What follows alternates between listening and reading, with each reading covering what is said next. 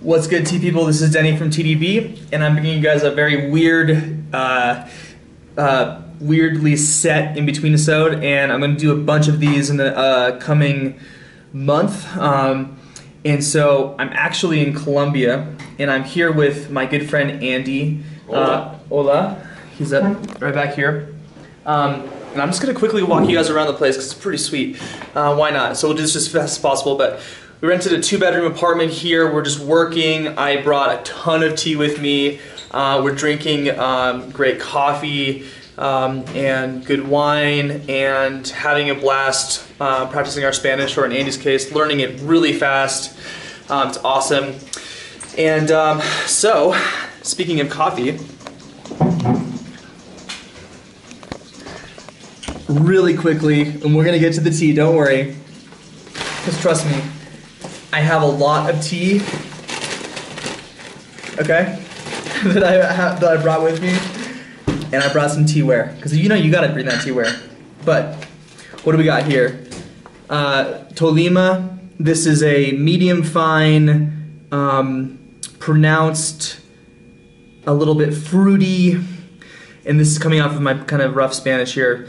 Fragrant and aroma, a little bit acidic notes. So that's what this is saying here. This is a Colombian coffee, and we're going to be drinking a bunch of different coffees and trying. So I'm going to give this a sip and let you guys know what I think.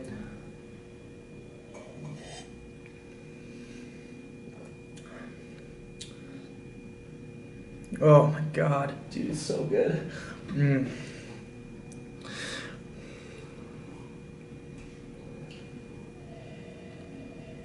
Oh wow, it smells in the cup. It smells super perfumey and really nice.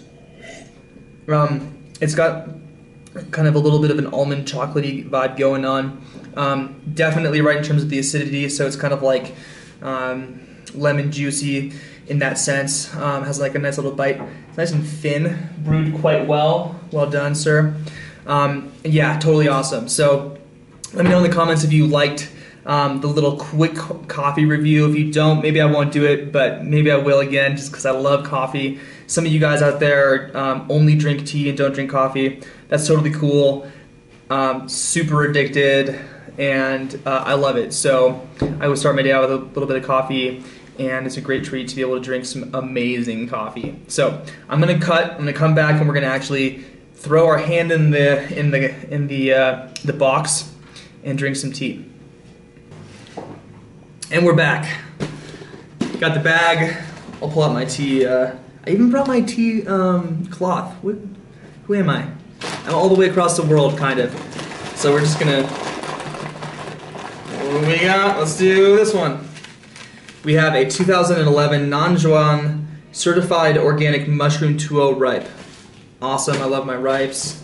I don't know anything about this, but this is a huge.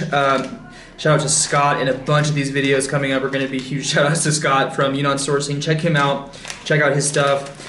He sent a humongous care package over to us, and he's a total boss. And thank you, Scott.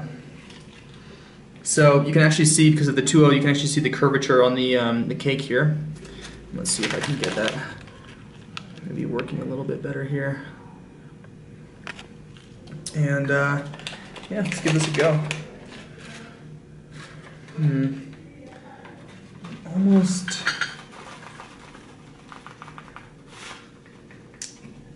All right, we're gonna do a. Yeah, I think that'll work out well. All right, so let's take a look at the tea.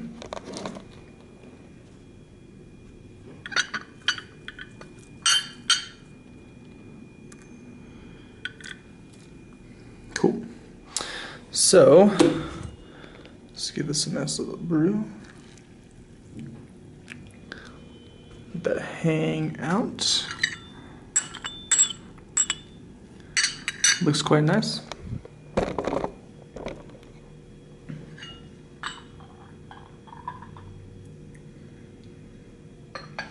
Many of you guys are wondering why Colombia. One of the reasons why is time zones. So the fact that I can do this is largely a result of being able to work really effectively. Actually, I've been like more productive, I think, because I'm kind of just juiced up by traveling and so forth. So Andy and I are both doing startup stuff, and it's a great excuse to hang out with a like-minded dude, learn from him, to talk and actually go over my own content with him too, and get feedback. So it's been pretty sweet. So let's give this a little smell.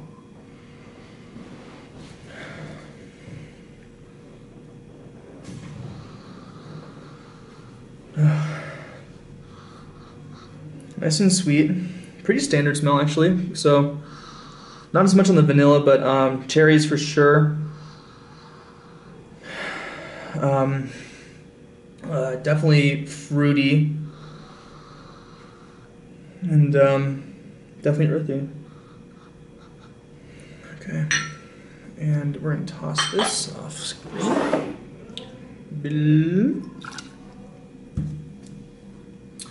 So if you guys were going to travel the world, would you bring a guy one with you? Would you bring a whole bunch of tea?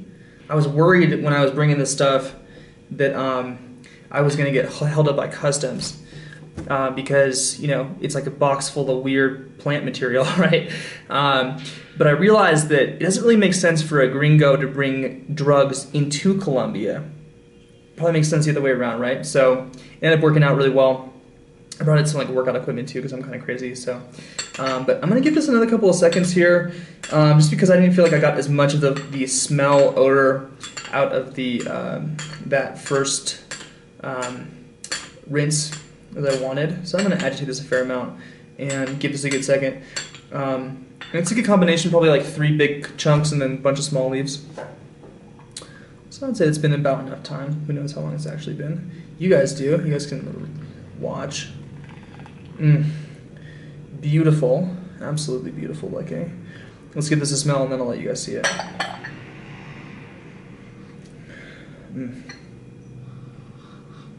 Okay. More almonds are coming out of it now. Getting a little bit of barn hay funkiness. I don't know if you guys have ever smelled an old barn that's full of hay, but it smells kind of like sour. So it's kind of like barn sour, not fishy sour.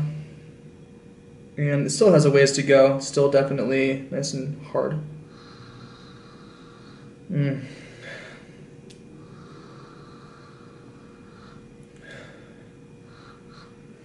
Interesting. Got a hint of citrus. All right, let's let you guys take a look at the contour, the leaves.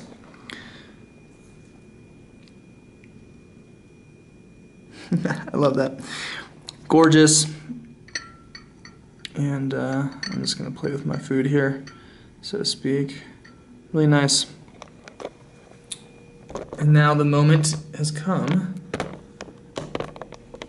to give it a shot. Cheers, guys.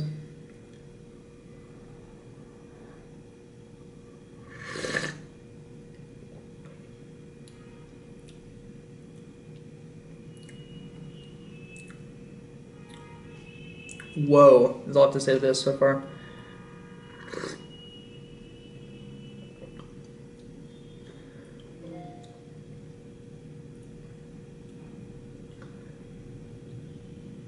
This is awesome.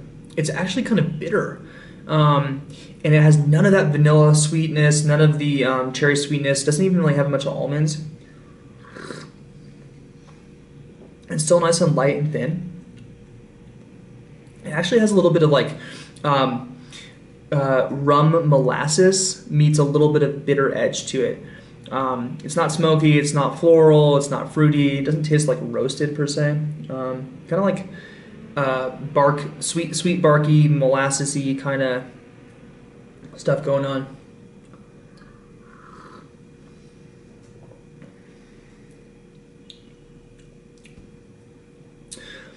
That vanilla cherry thing is happening about really delicately about 3/4 of the way through, and the finish on this is really nice. This is delicious. This is probably, I don't know, 4 years old now, 3 years old now. Wow, really good. Let's give it another steeping. And normally I'm using a little bit more leaf than this and a little bit of a shorter steep time. But I like to experiment, and I also want to actually maintain enough leaf for another cup later on, especially because this is really tasty. So,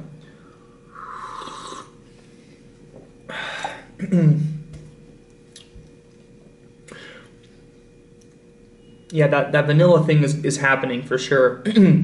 I'm not getting as much of the woody experience, but more like bark. I know that sounds like a very nitpicky distinction, but it's kind of like the difference between wood chips and molasses. Okay, so those could be kind of extremes. And let's give this a pour. It's looking nice and dark already, so it's really opened up, and I've really been agitating the leaves as well. Also, the quality of leaf here is wonderful, and the purity of the liqueur is really nice too. So I'll show you guys one more time. It's a little bit darker now, and the leaves have definitely opened up. So nice and halfway full of the Gaiwan there.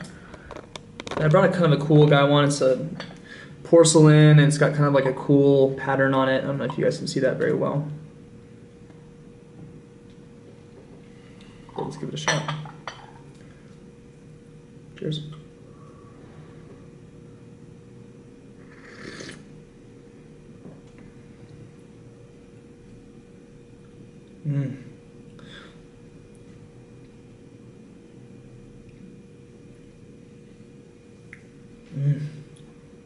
It's really evolved into more creamy, velvety notes, I think because of the thickening up as well, texturally speaking, but also just because that vanilla has kind of washed over the beginning of this in a really nice way. It's got a little bit of like a sharp, sour finish that I don't find unpleasant, but it is specific and it's lingering. I don't know if people would dislike that part of it, but the beginning of this is much more approachable. I think it's interesting. The bitterness of the bark has cooled off a little bit, so it's much more balanced, but it's kind of have that like new sort of sour thing going on at the end of it. Let's give it another shot.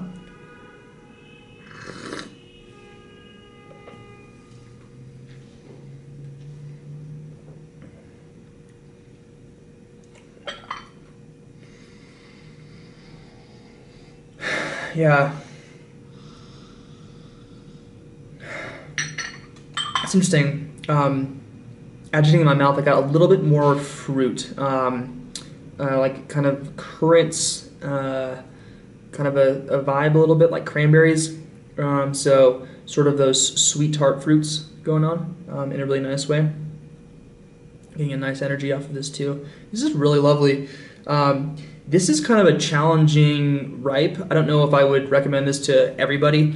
It's not a beginner's ripe, I'll say that much, in the sense that I think you want to have a fair amount of familiarity with ripe pu'er before you go ahead and buy a whole bunch of this, but it's really tasty. Again, Scott, thank you so much for sending this over. This has been InBetweenIsode number 13. Expect another one coming up real soon. I have a lot of tea to try and get through, and we're going to be blitzkrieging like none other while in Colombia, and drinking a bunch of coffee too. So, until next time, guys. Cheers.